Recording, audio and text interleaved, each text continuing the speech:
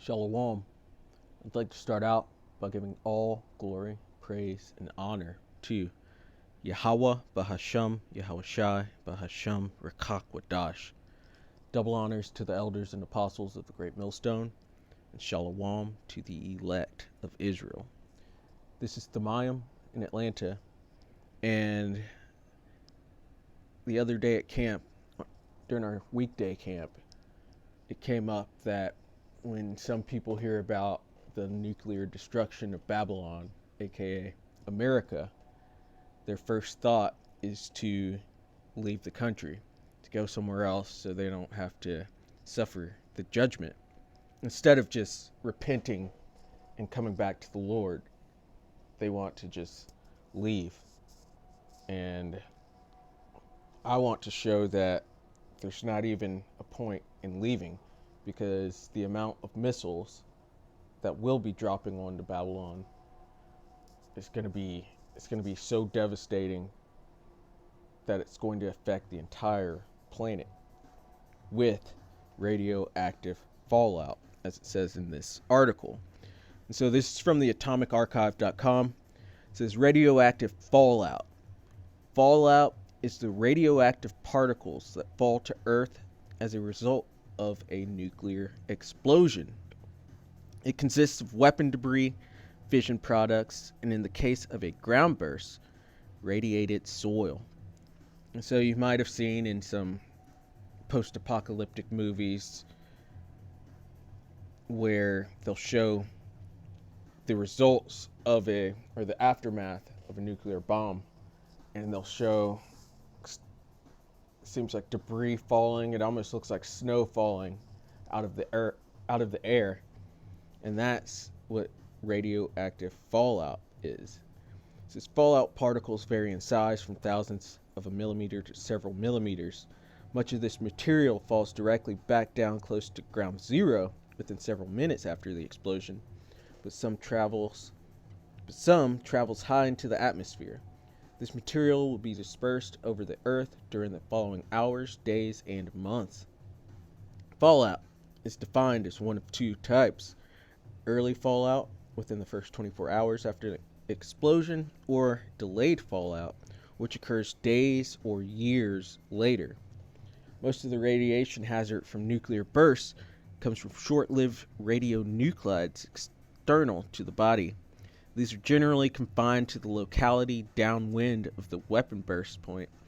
This radiation hazard comes from radioactive fission fragments with half-lives of seconds to a few months, and from soil and other materials in the vicinity of the burst made radioactive by the intense neutron flux. So all that debris is radioactive, and it can cause severe health problems like cancer and death. So why would you want to stick around to suffer through that? There's this quote from a Russian leader, I forget his name, but he said the living would envy the dead, and that's speaking of after a nuclear war. Moving back to the article. Most of the particles decay rapidly. Even so, beyond the blast radius of the exploding weapons, there would be areas or hotspots the survivors could not enter because of radioactive contamination from long-lived radioactive isotopes like strontium-90 or cesium-137. For the survivors of a nuclear war, this lingering radiation hazard could represent a grave threat for as long as 1 to 5 years after the attack. So that's a long time to have to deal with radiation. Radiation covered everything all throughout the earth, and especially near these drop zones. Makes you think of in Revelation, where it speaks of the waters turning into wormwood, which is bitterness, which is you can't drink any of that. You can't grow anything. It'll be hell on earth. Predictions of the amount and levels of the radioactive fallout are difficult because of several factors. These include the yield and design of the weapon, the height of the explosion, the nature of the surface beneath the point of burst, and the meteorological conditions such as wind, direction, and speed. An airburst can produce minimal fallout if the fireball does not touch the ground. On the other hand, a nuclear explosion occurring at or near the Earth's surface can result in severe contamination by the radioactive fallout. And all that fallout, all that dust that will be created from the explosion, that's going to go on to blot out the sun. And so temperatures are going to drop, and you're not going to be able to grow crops. To prove that, we're going to look at this article from livescience.com. It says nuclear winter from a U.S.-Russia conflict would wipe out 63% of the world's population. And so this is what they call an extinction level event that will be happening because it's prophesied in the scriptures for Russia and its allies and the US's allies to strike both America and the land of Israel with nuclear weapons. And the US isn't just going to be attacked on its own. They're going to be launching off missiles as well. And so the earth is just going to be completely defiled, completely devastated from this upcoming war. More than 5 billion people, roughly 63% of the world's current population, would die of famine in the aftermath of a full-scale nuclear war between the United States, Russia, and their allies, a new study has revealed. According to the researchers, the conflict would create widespread fires that could eject up to 165 million tons of soot into the Earth's atmosphere, leading to crop declines in food exporting U.S. and Russia that would send global calorie production plummeting by as much as 90%. So going to skip down a little bit. And here's where it speaks of it blotting out the sun. But it would take 4 more decades for scientists to begin to learn and discuss the most lethal and frightening outcome of even a small-scale nuclear war. And so they're speaking of when the nukes were dropped onto Nagasaki and Hiroshima during World War II. And this event is the so-called nuclear winter. In this doomsday scenario, radioactive dust and smoke would block out a significant portion of the sun's light. With temperatures dropping, many of the world's crops, smothered by the gloom, would die, creating a global famine and wiping out billions of people. And that's all prophesied within the scriptures. And from the sheer amount of missiles that will be dropping onto Babylon alone, not to mention the others that will hit other parts of the earth, there will be a nuclear winter to come after this. And so the thought of just leaving America to escape judgment is something you can't do. It's not going to work out.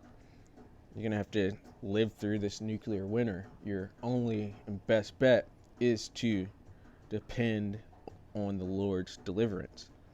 So this is Revelation 9:16. And the number of the army of the horsemen were 200,000, and I heard the number of them. This army of the horsemen is speaking of the missiles, and they're going to be coming in formation. And 200,000 is 200 million missiles that will be dropped. It's going to be devastating to the earth, and the repercussions are going to be felt throughout the entire earth. You're not going to be able to escape this judgment. It's going to be everywhere. It's going to block out the sun. It's going to lower the temperatures of the earth. It's going to be radiation everywhere. You're not going to be able to drink the water or grow anything. It's something you'd have to deal with for not turning back to the Lord. And that's for Israelites at least, because only Israelites can repent and only Israelites can be delivered, and that's by blood. This is Isaiah 34, and we'll start out at 3. They're slain shall be cast out, and their stink shall come up out of their carcasses, and the mountains shall be melted with their blood. And all the host of heaven shall be dissolved, and the heavens shall be rolled together as a scroll. So think of that mushroom cloud. And all their host shall fall down, hosts being armies, as the leaf falleth off from the vine, as a falling fig from a fig tree. And that falling, yes, it's speaking of the armies falling, but it also makes me think of the nuclear fallout that will still be falling onto the earth after the explosion. Let me jump down to 9 to show the devastation of it. And the streams thereof shall be turned into pitch, and the dust thereof into brimstone. That pitch being tar, and the brimstone is likened to sulfur. And the land thereof shall become burning pitch. And so there's just going to be burning everywhere, and everything's going to be completely defiled, radioactive, and not a good place to be. I'd much rather be delivered into the Lord's chariot, so I could watch it from up top, watch that destruction, watch the lake of fire, and praise Yahweh Ba'Shem Yahweh Shai for the deliverance. Verse 10, it shall not be quenched day nor night, the smoke thereof shall go up forever. From generation to generation it shall lie waste, none shall pass through it forever and ever. Because it's going to be, Babylon will be a memorial of where wickedness dwelt and what happens when you are as wicked as the Edomites and as wicked as Babylon has been. But the cormorant and the bittern shall possess it, the owl also, and the raven shall dwell in it. And he shall stretch out upon it the line of confusion and the stones of emptiness. That line of confusion showing how you're not going to be able to tell what is what. You're not going to be able to tell what state is which state, what region you were in. If you were to visit Babylon, it's just going to be a desolate wilderness. And only unclean beasts will be living there. No reason to, and this is going to affect the entire earth, so there's just no reason not to turn back to the Lord. This is Isaiah 13, and we're going to start out at 4 and read down. The noise of a multitude in the mountains, like as of a great people, a tumultuous noise of the kingdoms of nations gathered together. The Lord of hosts mustereth the hosts of the battle. This, if you go to Joel 2:2, this is speaking of the missiles. Joel 2:2, a day of darkness and of gloominess, a day of clouds and of thick darkness, as the morning spread upon the mountains, a great people and a strong. And that's not speaking of actual people, it's speaking of the missiles, the Lord's army. There hath not been ever the like, neither shall there be any more after it, even to the years of many generations. A fire devoureth before them, and behind them a flame burneth.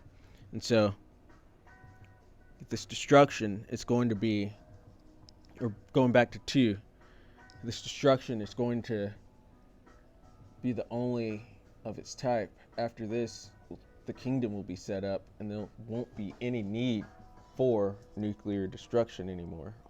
All the weapons will be burnt up, and so this will never happen. There won't be war anymore. But this is going to be,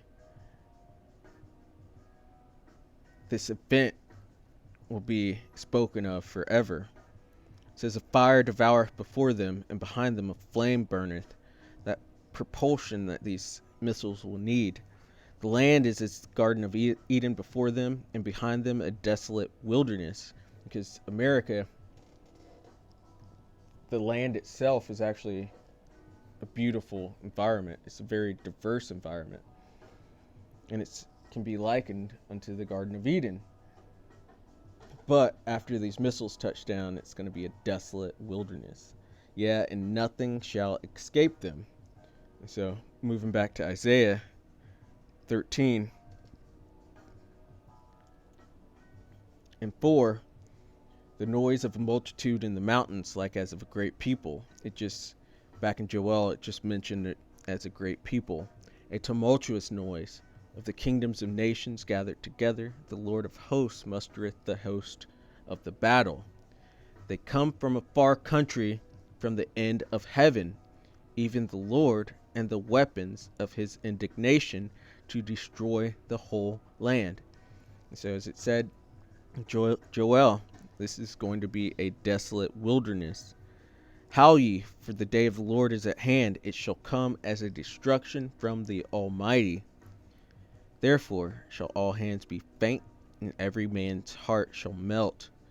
And back in Isaiah 34 and 3, spoke of the hosts melting upon the mountains, their blood.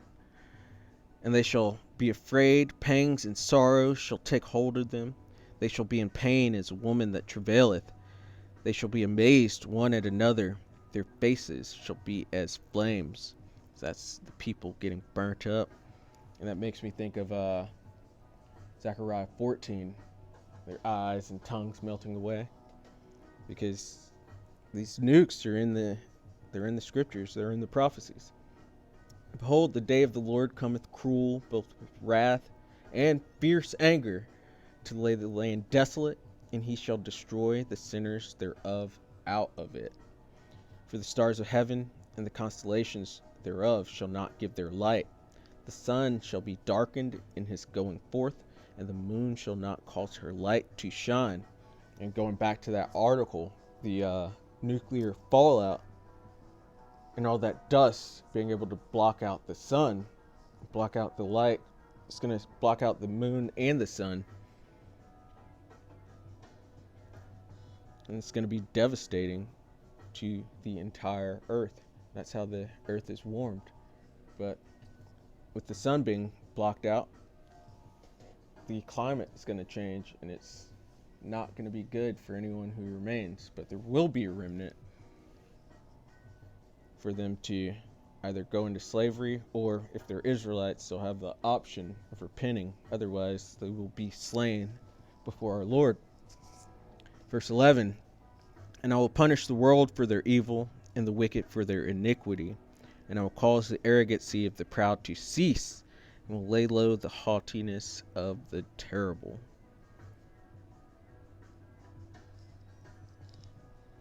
This is 2 Peter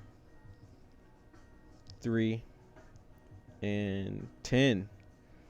But the day of the Lord will come as a thief in the night, in the which the heavens shall pass away with a great noise, and the elements shall melt with fervent heat. Those are the nukes, their sound, and the devastation that they will bring to the earth. It says, the earth also and the works that are therein shall be burned up. Seeing then that all these things shall be dissolved, what manner of person ought ye to be in all holy conversation and godliness? Because there's no way out. There's no escaping this judgment. So your only option of any respectable, smart, just decently smart person would be to turn back to the Lord so that you can have deliverance. Looking for and hastening unto the coming of the day of the Most High, wherein the heavens shall be on fire. Fire shall be dissolved, and the elements shall melt with fervent heat. Nevertheless, according to his promise, look for new heavens and a new earth wherein dwelleth righteousness. Because after this happens, Yahweh Shem Yahushai will refresh the earth for a new beginning. And it speaks of it here in Revelation 21:1.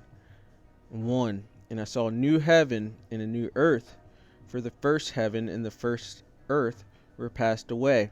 So heaven's going into rulership, and the earth being the planet, but it being refreshed, new. made anew. And that word new there is kainos. It's Strong's G 2537, kainos. And it's new, recently made, fresh, recent, unused, unworn.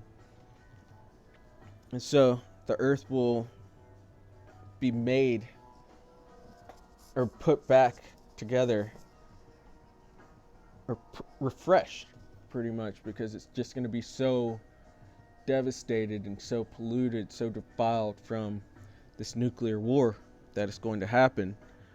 But for us to actually possess it and run it in order, it will need to be refreshed. So Revelation 21:1 again, and I saw a new heaven and a new earth, for the first heaven and the first earth were passed away, and there was no more sea, sea being the people. Now John saw the holy city, New Jerusalem, coming down from the Most High out of heaven. So that's after, this is post-deliverance, seeing the lake of fire, seeing this devastation from the nuclear war, and us coming, or the hopeful elect, which would be the elect at that point, coming back down to chain up the heathen and to start fixing the earth and setting up the kingdom of heaven. And so even with going back to those articles we read, it says the nuclear fallout could last 1 to 5 years. So good question is, how long will we be in the ships before coming back down? It would still have to be within a time frame of picking up the bodies from off the earth before they decayed, but it could be quite a bit of time before we actually come back down. It says, and I, John, saw the holy city, New Jerusalem, coming down from the Most High out of heaven, prepared as a bride adorned for her husband. So the earth will be refreshed, but there's no reason to think that you can escape this judgment by just moving off into another country far away from America, because the whole earth is going to be shaken up from this nuclear war. So your only option is to repent and pray for deliverance, and pray that the Lord actually has mercy on you and delivers you and takes you up into his chariot, so that you can watch the devastation from above instead of being on the earth to suffer through it. So, Lord willing, that was edifying. I'd like to give all glory, praise, and honor to Yahweh Bahashem, Yahweh Shai, Bahashem Rakak Wadash. Double honors to the elders and apostles of the Great Millstone. And Shalom to the elect of Israel. Shalom.